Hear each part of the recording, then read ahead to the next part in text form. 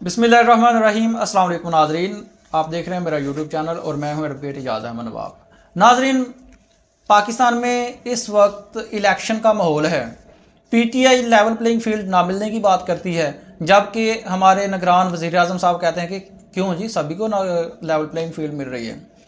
इन हालात में पाकिस्तान तहरीक इंसाफ ने अदलिया की निगरानी में इलेक्शन करवाने के लिए लाहौर हाई कोर्ट में और पेशावर हाई कोर्ट में पटिशन फाइल की।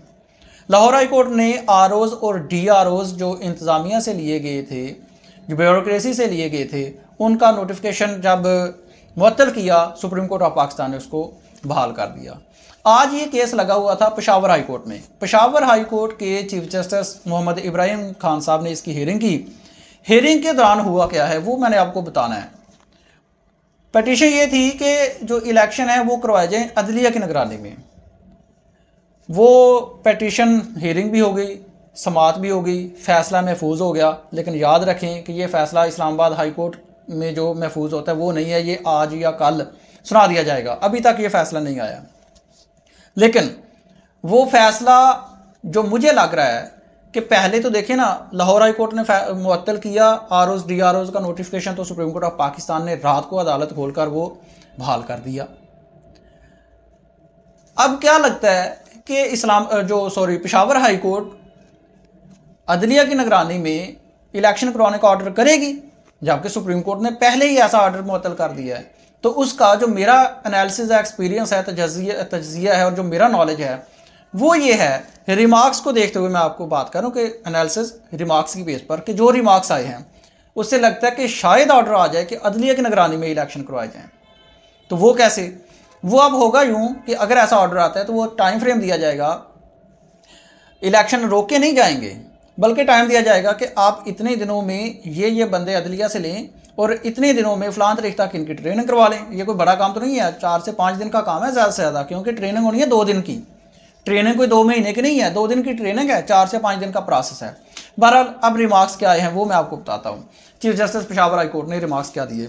मोहम्मद इब्राहिम साहब ने जब ये पटिशन की हियरिंग की तो उस हियरिंग के दौरान में वो कहते हैं, हैरान कुन फैक्ट्स भी सामने आए हैं, सिर्फ रिमार्क्स ही नहीं। वो कहते हैं कि खैबर पख्तूनख्वा में 700 से ज़ायद 3 MPO के ऑर्डर जारी हुए हैं, 700 से ज़ायद।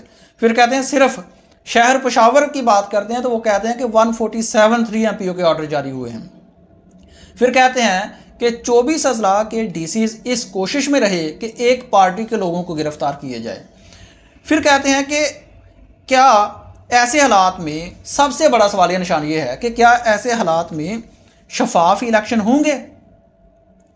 सवालिया निशान तो यही है। और पीटीआई की जो मंतिक है और जो उनका स्टांस है यही है कि इतने 3 MPOs ऑर्डर जारी हो गए हैं, इतने मुकदमात में मुलव्वस कर दिया गया है। लेवल प्लेइंग फील्ड का हाल ये है कि एक जलसा की नहीं, वर्कर कन्वेंशन नहीं करने दिया जाता। और शेर अफजल खान मुरव्वत वो लाहौर हाई कोर्ट में कन्वेंशन, वकला कन्वेंशन पर आता है तो 3 MPO के तहत उसको गिरफ्तार कर दिया जाता है।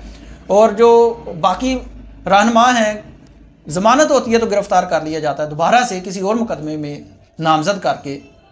खदीजा शाह, सनम जवेद आप देख लें, परवेज़ अलाई देख लें। तो क्या इन हालात में इन डीसीज़ का माइंड चेंज हो सकता है? फिर उसके बाद क्या आते हैं कि क्या गारंटी कि बार बार 3 MPOs ऑर्डर जारी करने वाले डीसीज़ की सोच तब्दील हो जाएगी? अब इस पर वकील, इलेक्शन कमीशन के वकील साहब ने एक सवाल उठाया। वो कहते हैं कि जी, एक पार्टी बार बार खिलाफ वर्जी करती है जिस पर 3 MPO के ऑर्डर जारी करते होते हैं। कहते हैं कि पार्टी बार बार खिलाफ वर्जी करती है रूल्स एंड रेगुलेशंस की, पब्लिक मेंटेनेंस की, इसलिए हम 3 MPO ऑर्डर जारी करते हैं। और एडिशनल अटॉर्नी जनरल साहब ने कहा कि जी 3 MPO का बैकग्राउंड 9 मई है। ये तो सभी को पता है, कोई नई बात नहीं की। कहते हैं कि 3 MPO का जो बैकग्राउंड है वो 9 मई है। तो इसके जवाब में एक चीफ जस्टिस साहब ने कहा कि जी 9 मई तो गुजर गया, अब क्या वजूहात हैं, रोज़ 3 MPO के ऑर्डर जारी होते हैं। तो ये एक मुकालमा था, ये रिमार्क्स थे, ये हियरिंग का क्रक्स था अदालत में, जिसकी बिना पर मैंने आपको बताया कि शायद अदलिया से ये आरओज़ डीआरओज़ लेने का ऑर्डर आ जाए। दूसरा, आज ये भी हुआ है कि खबर आई है, बल्कि खबर नहीं, ये कन्फर्म हो गया कि साबिक निगरान वज़ीर दाखिला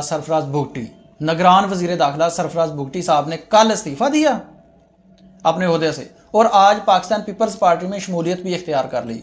इसको कहते हैं लेवल प्लेइंग फील्ड। अगर हम कानून से हटकर सिर्फ एक सियासी सी बात करें तो हम यूं कह सकते हैं कि 4 महीने निगरान वजीर दाखिला रहकर अपने लिए लेवल प्लेइंग फील्ड सेट की, अपनी पार्टी के लिए जिसमें शामिल हुए लेवल प्लेइंग फील्ड सेट की, अब रिज़ाइन किया और उसमें शमूलियत इख्तियार करके आ जाओ इलेक्शन लड़ने। ऐसा नहीं हो सकता। कानून क्या है, आइन क्या कहता है? आइन कहता है कि जो केयर टेकर सेटअप है, ना तो उसका मेंबर और ना ही उस मेंबर के क्लोज रिलेटिव्स जो हैं, फैमिली और उसके बच्चे, इलेक्शन में हिस्सा नहीं ले सकते। अब इससे सवाल ये पैदा होना है कि भाई फिर सरफराज भुट्टी क्यों पार्टी छोड़कर गए हैं और अपना उहदा छोड़कर गए हैं और पार्टी क्यों ज्वाइन की है? तो उसका सिंपल सा मकसद ये है कि वो चाहते हैं इलेक्शन लड़ूं और आने वाले 5 साल भी मैं कोई वजारत इंजॉय करूं और शायद उनका माइंड हो कि मुझे वजारत दाखिला ही फिर से मिल जाए। तो ऐसा नहीं है भाई। Election commission of Pakistan without any application कागजात नामजदगी जब स्क्रूटनी होनी है तो उनके कागजात नामजदगी रिजेक्ट कर सकती है कि क्योंकि आप जो इंस्टेंट केयर टेकर सेटअप है इसके मेंबर रह चुके हैं, लिहाजा आप इलेक्शन नहीं लड़ सकते। और फ़र्ज़ किया उन्होंने रिजेक्ट नहीं किए तो इंशाल्लाह मुझे लगता है हालात से कि कोई ना कोई एप्लीकेशन आ जाएगी कि भाई ये भाईजान तो केयर टेकर सेटअप का हिस्सा रहे हैं, लिहाजा ये इलेक्शन नहीं लड़ सकते। तो उनका फ़िलहाल तक आइन के मुताबिक इलेक्शन नहीं लड़ सकते। और पेशावर हाई कोर्ट का ये एक गर्मा गर्मा ऑर्डर आया है और ये रिमार्क्स हकीकत पर मुबनी हैं। मैंने आपको इसलिए कहा कि ये रिमार्क्स नहीं है, इसमें बड़े तल्ख हक़ाइक़ भी बताए गए हैं। और उसके साथ ही साथ इलेक्शन कमीशन ऑफ पाकिस्तान में भी आज कार्रवाई हुई है। इलेक्शन कमीशन ऑफ पाकिस्तान का लाहौर हाई कोर्ट में जो लगा हुआ था केस जस्टिस आलिया नीलम की सरबराही में फुल बेंच का, उन्होंने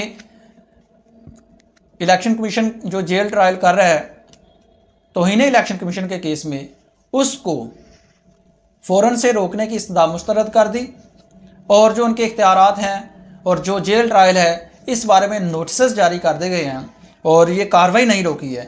जिससे ये एक मैं पढ़ रहा था सोशल मीडिया पर ट्वीट, शायद वो अज़हर सदीक साहब का था शायद, कि इलेक्शन कमीशन ऑफ पाकिस्तान के आगे इमरान खान को हाथ पाँव बांध कर रख दिया गया कि भाई आप चलाएं ट्रायल तौहीन इलेक्शन कमीशन पर।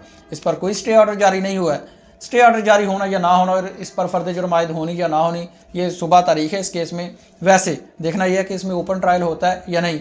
फ़िलहाल तक इलेक्शन कमीशन ऑफ पाकिस्तान सुबह जेल में जाएगी इमरान खान के खिलाफ और फवाद चौधरी के खिलाफ इलेक्शन कमीशन तौहीन इलेक्शन कमीशन की फ़र्द जुर्म आयद करेगी। शुक्रिया।